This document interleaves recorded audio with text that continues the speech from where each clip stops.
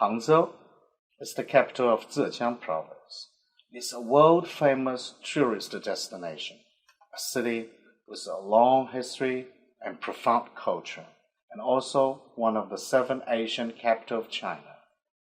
In the Yuan dynasty, Italian traveler Marco Polo was impressed by the beauty of Hangzhou and lauded it as the most beautiful and elegant city in the world.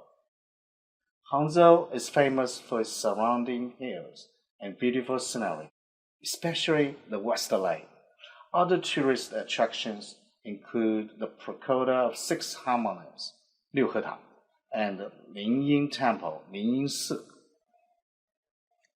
The West Lake is the most famous tourist spot in Hangzhou. Surrounded by graceful mountains on 3 sides, it has charming scenery and many cultural relics and historic sites. There are 3 stone pagodas in the middle of the lake. The main body of the pagoda is in the shape of a ball and hollow inside. At night, candles are lit in the pagodas, and the reflections on the lake look like many small moons, hence the name, 3 pools mirroring the moon. 三潭印月. Hangzhou is famous not only for its natural beauty, but also for its cultural tradition. It is also the home of silk in China. Its silk is famous for its soft, fine, smooth texture and wonderful sheen. Besides this, Hangzhou's Longjing tea is famed for its fragrance, luscious flavor, pleasant leaf shape, and emerald color. Nanjing, the capital of Jiangsu province, is the 2nd largest international trading port after Shanghai in the Yangtze River Delta. As an ancient capital, it was described as a birthplace of southern beauties and a habitat of royal rulers. Important sites in Nanjing include the Nanjing Yangtze River Bridge, the Confucius Bazaar, Dr. Sun Yat-sen's mausoleum, and the Qinghai River. Dr. Sun Yat-sen's mausoleum was built to commemorate Dr. Sun Yat-sen, the great pioneer of democratic revolution in China. This mausoleum, like a big bell, is ascended from the south to the north by 392 steps. The whole building complex is designed to display a solemn and majestic air, known as the best mausoleum in the history of Chinese contemporary architecture.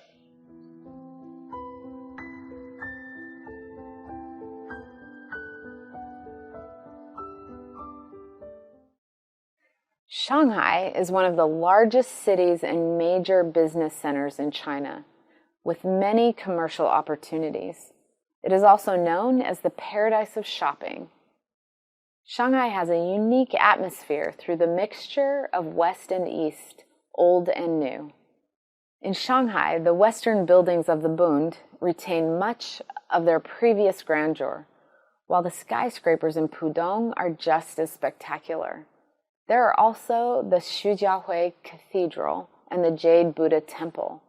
Here, Yue opera, farces, the symphony, and the ballet can be equally appreciated and accepted. People can not only taste local dishes, but also delicacies from all across China, as well as French cuisine and other food from around the world.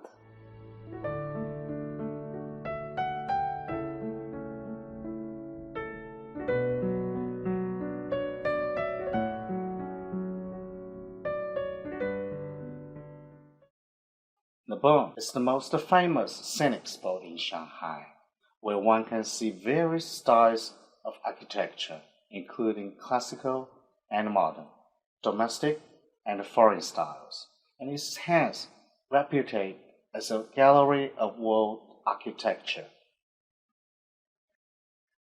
Moving to the southwest, the capital of Yunnan province, Kunming, is known as the Spring City. Locals enjoy flowers throughout the year.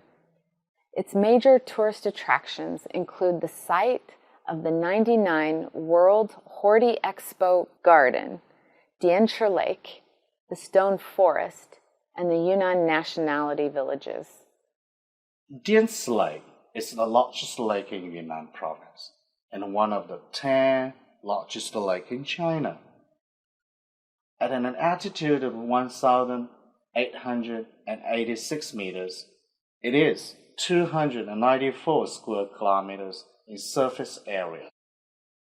The ocean like Dianci is the best place to go for people who wish to get away from the bustling city and be close to nature.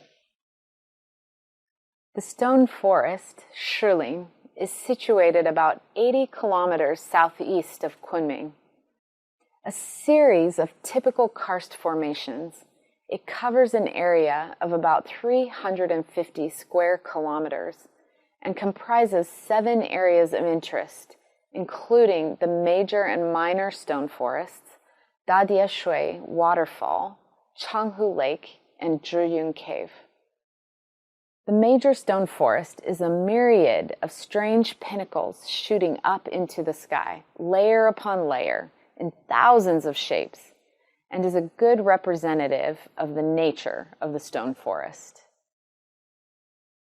Guilin, lying in the northeast of Guangxi Zhuang Autonomous Region, is known for its verdant mountains, limpid rivers, magnificent caves, and fantastic rocks.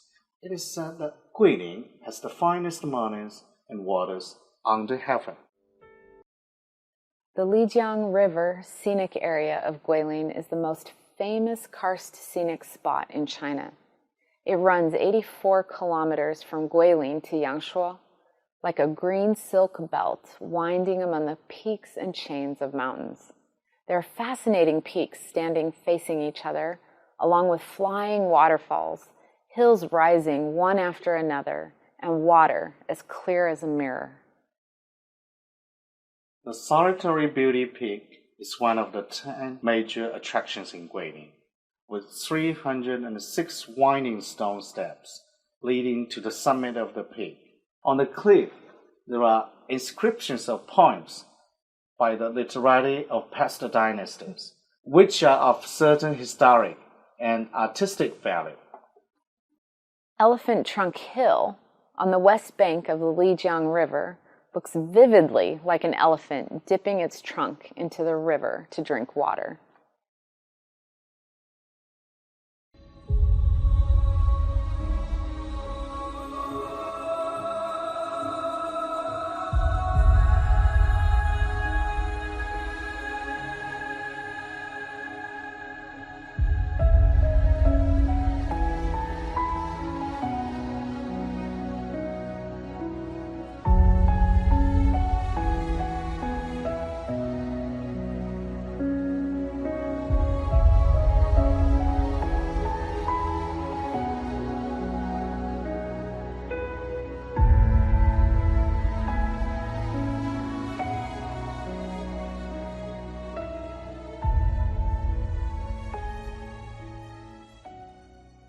Lhasa, the capital of the Tibet Autonomous Region, is one of the highest cities in the world, with a recorded history dating from about 1,300 years ago.